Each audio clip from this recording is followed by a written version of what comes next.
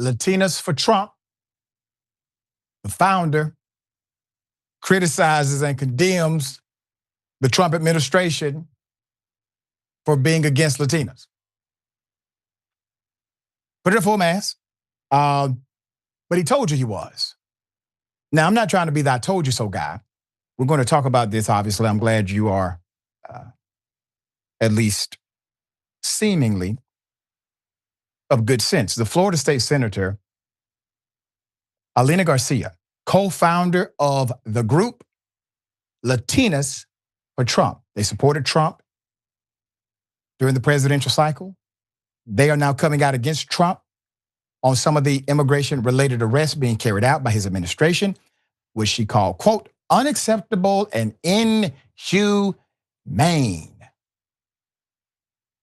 First, Florida GOP Representative Maria Salazar wrote a post on X condemning the ICE tactics, writing, quote, I am fully aware and heartbroken about the uncertainty now gripping Florida's 27th district because of the recent immigration actions of the administration, end quote.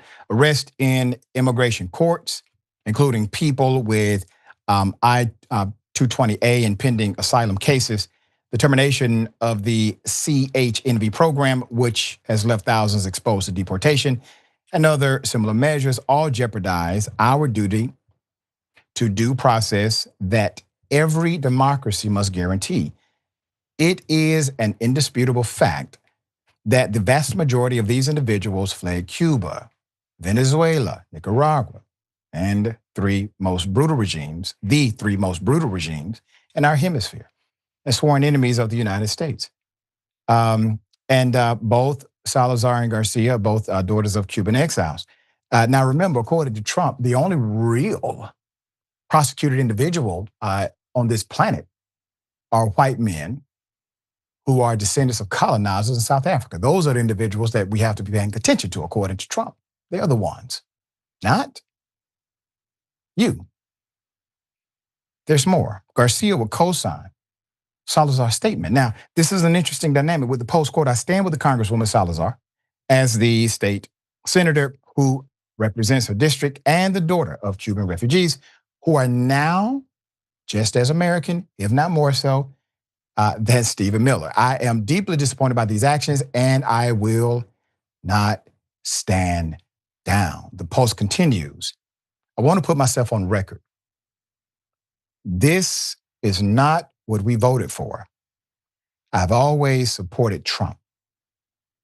And then she tags real Donald Trump through thick and thin. However, this is unacceptable and inhumane.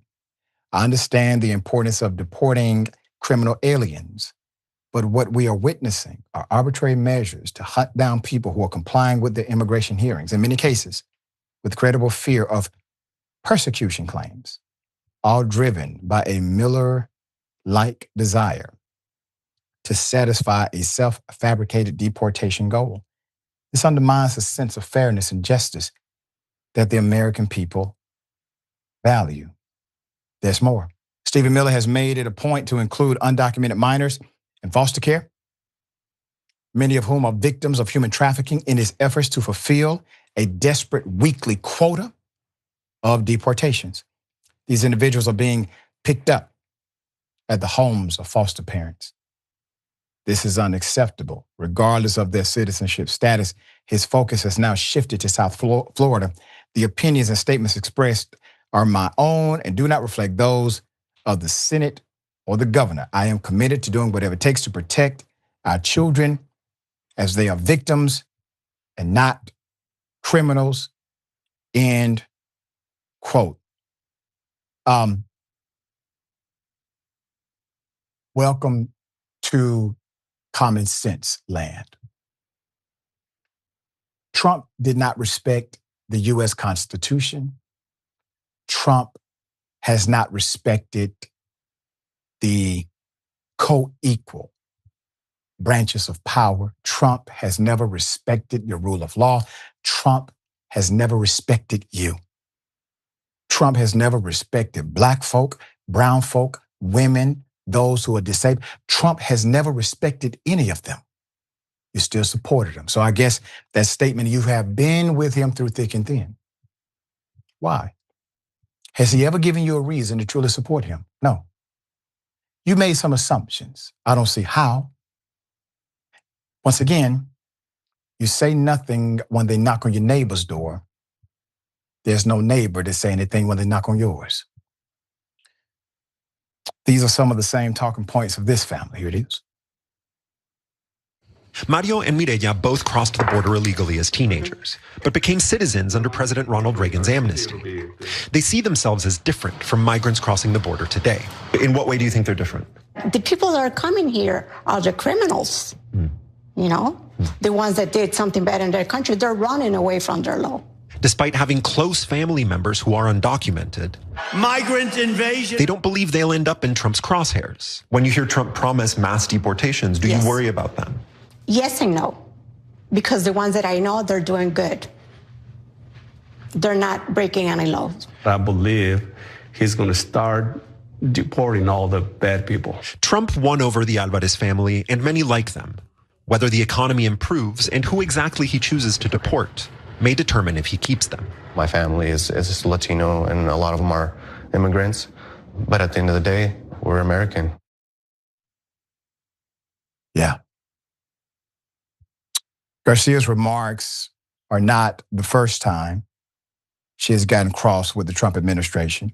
She serves as a deputy press secretary for the U.S. Homeland Security Department during Trump's first presidency before leaving the post in March 2019, ahead of his defeat in the 2020 election to Joe Biden and her joining the Florida State Senate. During his unsuccessful 2020 run, Trump's campaign launched its own official Hispanic outreach coalition and delivered multiple cease and desist letters threatening legal action against the Latinos for Trump organization, who had supported his victorious first presidential run, as ABC News reported at the time.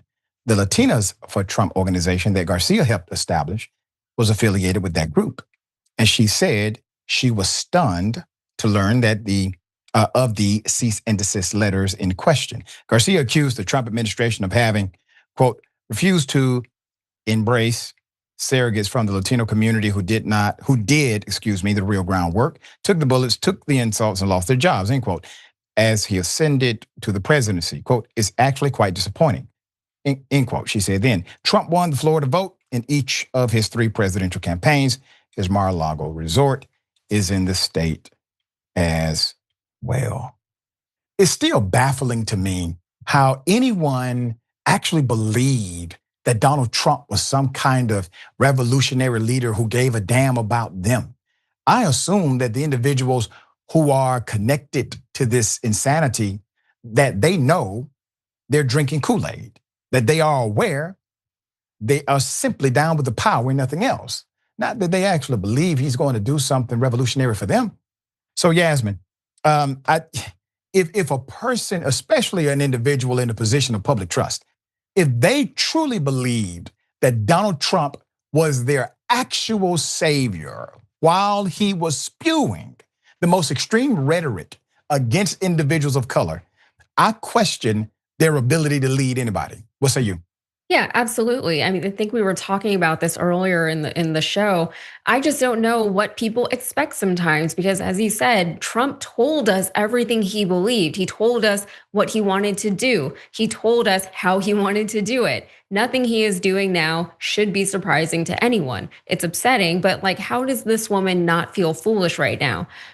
I guess I'm glad that she is actually speaking out against the actions of the administration that she once supported. It shows that people can and do change and alter their stances on things, even though I believe she's still overall a Trump supporter.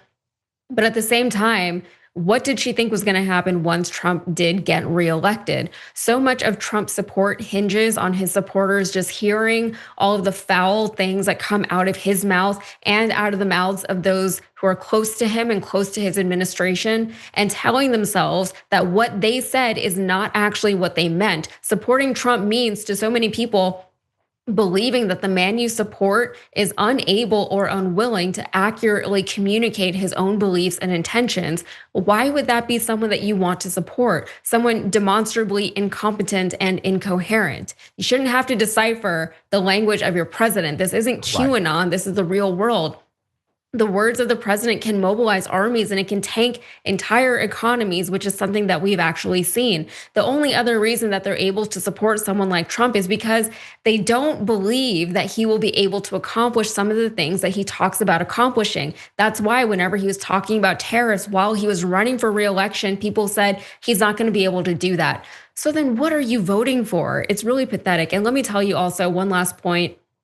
Immigrant communities cannot be relied upon to stand up for other immigrants because they have this false belief that once you've made it over here, you are now better or different than the ones who have not made it over yet. You're special and they want to feel special. So immigrants, more often than they really should, love to just close that door behind them, which is something that we're seeing right now, specifically in the Latin community. I don't understand that mentality, but I have seen it way too many times. Yeah, agreed. Same here.